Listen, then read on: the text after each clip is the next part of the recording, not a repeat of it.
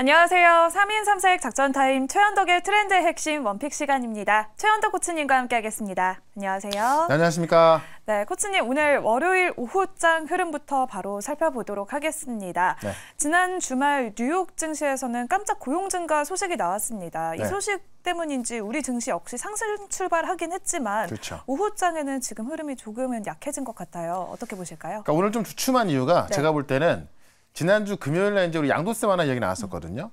그게 지금 이제 정식 발표가 안 되고 있고 뭐 정부 측에서 아직까지 뭐 검토 중이다라는 식으로 나오다 보니까는 주춤한데 제가 볼 때는 빠르면 이번 주 안에 나올 수 있을 것 같거든요.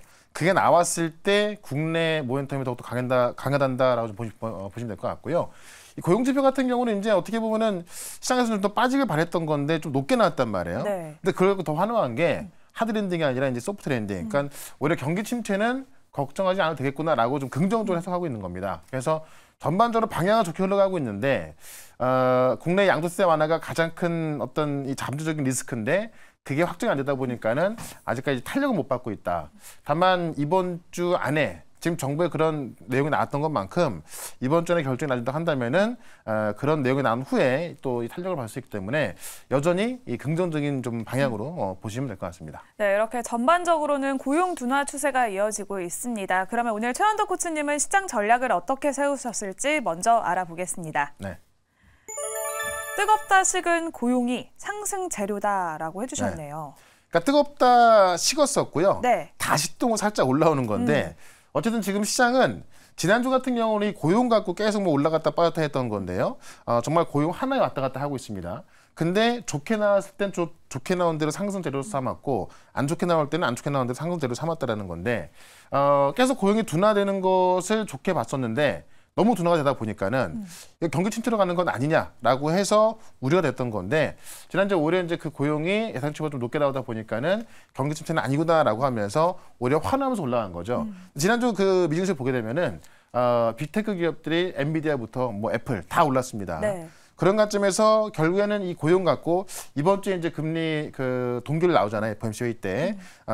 우리나라 시간으로 목요일 새벽에 있고요. 네. 그다음에 이제 CPI가 화요일 밤에 확인되거든요. 그런 CPI와 FOMC 회의 그 어떤 결과물이 결국에는 이 어떤 금리 인하는 갈 수밖에 없다라는 것을 알려줄 거기 때문에 그 방향은 아마 계속 갈 겁니다. 다만 국내에서 이제 이 어떤 이 양도세 완화에 대한 이야기가 확정이 돼야 되는 건데 그 부분까지 확인된다면 오늘 이번 주 꽤 크게 올라갈 것 같고요. 그게 만약에 확인 안 된다면은 올라가긴 올라가지만 좀 되게 좀 그 답답한 상승 그런 상승 될 거로 보여지기 때문에 그런 관점에서 이번 주 우리 시장 대응을 하면 될 것 같습니다. 네, 이렇게 이번 주에는 CPI와 FOMC 회의를 앞두고 있습니다. 국내에서는 또 양도세 완화가 주요 포인트가 될 것 같다라고 오늘의 시장 전략 살펴봤고요. 네. 그럼 우리가 가지고 있는 종목들 오늘은 어떻게 흘러가고 있는지 먼저 살펴보겠습니다. 칩스앤미디어부터 퀄리타스 반도체 그리고 리노공업, 큐로셀까지 4가지 종목들을 살펴볼게요. 칩스앤미디어는 이제 지난주 금요일에 말씀드렸던 건데 오늘 아침에도 급등이 나왔습니다. 지금은 살짝 조정받아서 마이너스가 들어왔습니다만 오히려 또 매수 관점 말씀드리는데 결국에는 이번 주에 인텔에서 새로운 칩이 발표되는데 지난주에 AMD가 새로운 칩 발표했잖아요. 네. 근데 AMD는 CPU 시장에서 점유율이 20몇 %밖에 안 돼요. 인텔이 70%입니다. 절대 강자거든요. 그 인텔이 NPU를 탑재한 CPU를 발표한다? 엄청난 겁니다. 그런 관점에서 이 NPU 관련 IP 기업들은 더 급등할 수밖에 없기 때문에 제가 볼 때 이번 주 안에 정고점 넘을 거로 좀 보고 있거든요. 그런 관점에서 계속해서 매수 관점 가져보자라고 좀 말씀을 좀 드려보겠고 이 퀄리타스 반도체 같은 경우도 제가 처음에 여기서 말씀드렸고 두 번째 또 말씀드리면서 급등하고 있는 건데 아직까지 정고점 못 넘었습니다. 마찬가지로 퀄리타스 반도체도 지금 이 IP를 공급하는 기업으로서 장치간 데이터를 전송하는 IP거든요. 온 디바이스 AI 수익이기도 하고요.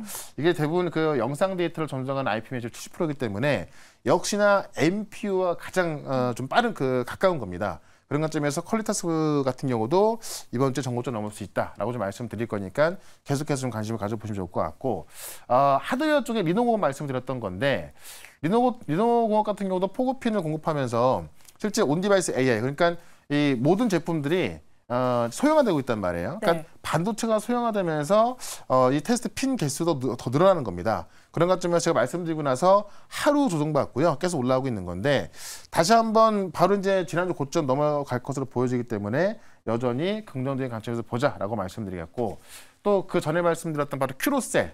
큐로셀은 이제 어떻게 보면은 오늘부터 이 전체 시총의 한 40% 되는 물량이 나올 수 있는 날이에요. 근데 올라가고 있잖아요. 네. 그만큼 사실 이게 벤처 물량들이라서 나오려면 충분히 나올 수 있는 건데 안 나오고 있다는 이야기는 그만큼 모멘텀이 세다는 것. 이 키메라 항공 수용체에 있어서 임상 이상 종료가 끝난 다음에 그 데이터를 기다리고 있기 때문에 국내에선 지금 키메라 항공 수용체 최초거든요. 다 그 내년에 발표할 데이터에 대한 기대감이 크다라는 거죠. 그런 관점에서 다시 한번 전고점까지 갈 수 있다라고 좀 말씀을 드리면서 여전히 보유적으로 말씀드리면서 지금 반도체와 바이오 쪽에서 지금 급등하는 종목들이 꽤 많이 나오고 있습니다. 오늘도 이쪽에서 또 새로운 종목 두 가지 말씀을 드려보도록 하겠습니다. 네, 이렇게 큐로셀까지 추가 상승 기다리면서 홀딩 전략 참고해보시면 좋을 것 같습니다. 4가지 종목들 리뷰 도와드렸고요. 그러면 오늘의 첫 번째 트렌드 핵심부터 열어보겠습니다. AI 반도체 경쟁이 격화되고 있습니다. 네. 이번에도 애플까지 참전한다는 소식이 나왔습니다. 네. 그러니까 지금 이제 인텔, AMD 이야기인데 원래도 이제 경쟁이 되는 걸 보고 있던 거지만 네. 지난주와 이번 주에 신제품이 나오면서 그 경쟁이 본격화되는 겁니다. 그래서 실제로 이제 우리가 좀 피부로 느낄 수 있는 그런 경쟁이 된다는 이야기인데 일단 지난주 AMD가 나오면서 새로 이제 그 엔비디아를 위협할 수 있는 물론 뭐 엔비디아 측에서는 이제 뭐 위협 아니다라고 하고 있습니다만 어떤 잠재적인 어떤 경쟁을 갖고 있는 GPU가 발표가 된 겁니다. 네. 근데 이거에 대해서 지금 MS도 그랬고 메타 같은 경우도 그랬고 AMD의 칩을 탑재하겠다라고 해서 엔비디아한테 위협이 되고 있는 거고요. 이번 주가 이제 인텔인데 아까도 말씀드렸지만은 CPU의 왕이에요. 그러니까 어떻게 보면은 왕이 아직 발표 안 했는데 AMD가 먼저 발표한 거거든요. 그래서 지난주 AMD 같은 경우도 10% 급등했잖아요. 네. 인텔 이 CPU의 왕이 CPU 옆에 NPU를 붙여서 탑재하는 겁니다. 그러니까 이거는 엄청난 의미가 있는 거고 드디어 NPU가 우리가 이제 GPU보다 뛰어나고 가벼운 걸 알고 있었지만은 상용화까지는 시간이 걸리겠다라고 봤던 건데 이 인텔의 CPU가 NPU를 탑재하면서 네. 그 의미가 상당히 커지는 겁니다. 그런 것처럼 이번 주가 뭐 이제 본격적으로 어떤 그 경쟁이라고 좀 보시면 될 것 같은데 퀄컴은 이미 네. CPU, NPU, GPU를 하나의 칩으로 묶은 시스템 원칙을 내놨었거든요. 그러니까 지금 퀄컴 같은 경우는 지금 이제 스마트폰에 들어가는 AP, 그러니까 스마트폰에 들어가는 CPU 1인자인데 퀄컴과 AMD, 그다음 인텔의 경쟁 본격 시작된 거죠. 퀄컴 이미 내놨고 지난주 AMD 내놨고 네. 이번 주 CPU 이번 주 인텔 나오기 때문에 그런 관점에서 지금 AI 데이터 센터가 연평균 70% 성장할 거로 보여지는데 여기에 인텔이 뛰어든 거기 때문에 이 관련주는 제가 볼 때 이번 주부터 꽤 크게 올라갈 수 있다는 거죠. 제가 말씀드렸던 퀄리터스 반도체 같은 경우도 그런 관점 올라간 네. 건데 아직 올라가지 않은 종목 말씀을 드려보겠습니다. 네, 지난주 AMD에 이어서 이번 주에는 인텔이 신제품 공개를 앞두고 있습니다. 우리도 국내에서 수혜주를 담아봐야겠죠. 첫 번째 트렌드 핵심의 원픽 바로 공개하겠습니다. 네. 네, 오늘은 오픈엣지 테크놀로지 가져와 주셨습니다. 반도체 IP 기업이죠. 네, 그러니까 이제 쉽게 말씀드리면 인텔의 CPU 옆에 NPU가 붙는다는 거는 인텔이 이 노트북 서버 CPU 70%, 그다음에 PC CPU 70%를 점유하고 있거든요. 거기에 NPU가 붙는다는 이야기고, 그렇기 때문에 NPU 관련주가 갈 수밖에 없는 건데, 오픈엣지 테크놀로지가 NPU IP를 갖고 있고요. 메모리 IP를 동시에 갖고 있는 세계에서 유일한 회사입니다. 그러니까는 지금 시스템 원칩으로 해서 메모리와 이제 시스템 원칩 묶는 게 지금 어떻게 보면 첨단 반도체로 가고 있는 건데 오픈엣지가 메모리 IP와 NPU IP를 동시에 갖고 있기 때문에 그것도 세계에서 유일하게 갖고 있기 때문에 매출이 로열티가 좀 급증할 것으로 보여주고 있는 거고요. 국내 팹리스 기업 중에서는 가장 많은 고객을 확보하고 있고 일단 이번 연도에만 6건 수주했고요. 지금 총 21건 수주가 진행 중인데 하반기에 나올 것으로 보여지고 있는 겁니다. 그중에 하나가 바로 또 TSMC인데 지금 TSMC가 이제 TSMC HBM3 IP를 공급하는 회사가 시노시스거든요. 근데 이 시노시스하고 미국의 IP 업체 케이던스죠. 이 두 개의 기업이 이제 지금 HBM3 IP 공급하고 있는 건데 지금 오픈엣지 테크놀로지가 HBM 관련된 IP를 TSMC 이 N7하고 N6 공정에서 활용할 수 있는 걸 개발하고 있단 말이에요. 그래서 내년에는 오픈엣지의 NPU IP가 TSMC 공정, 그러니까 TSMC IP 어플라이언스로 들어갈 전망입니다. 그럼 생각해 보시면 세계 최대 파운드리 TSMC의 오픈 엣지에 IP가 들어간다. 네. 그럼 많은 설계 기업들이 오픈 엣지 IP라고 설계하게 되는 거예요. 그 로열티 매출이 급증할 수밖에 없겠죠. 그런 관점에서 MPU는 이제 시작되는 거기 때문에 지금 이 IP 기업들이 시가총액이 다 3천억에서 5천억이에요. 네. 근데 지금 우리가 알고 있는 암홀딩스 같은 경우는 미국에서 시가총액이 83조거든요. 너무 비교가 되는 거잖아요. 네. 그만큼 IP 기업들이 다시 한번 재평가받고 있다는 관점 봤을 때 관심을 가져보자라고 좀 말씀드리면서 차트 한번 보도록 하겠습니다. 네, 오픈 엣지 테크놀로지는 그러면 우리가 목표가를 어느 정도까지 잡아볼까요? 그러니까 이제 길게 봐가지고 계속해서 네. 2만 4, 5천 원대 못 넘고 있던 건데 제가 볼 때 이번에 인텔의 MPU가 들어간 CPU 발표를 하면서 요 정고점을 넘어가지 않을까 싶습니다. 고점을 넘어가게 된다면은 일단 단기적으로는 2만 7천 원까지 빠른 속도로 올라갈 수 있다라고 말씀드리고요. 손절가는 2만 원 말씀을 좀 드려보겠습니다. 네, 오늘의 첫 번째 트렌드 핵심의 원픽 종목으로는 오픈 엣지 테크놀로지 소개해 주셨습니다. 목표 주가는 2만 7천 원, 손절 라인은 2만 원 참고해 보시면 좋을 것 같습니다. 그러면 오늘의 두 번째 트렌드 핵심도 바로 공개하겠습니다. 네.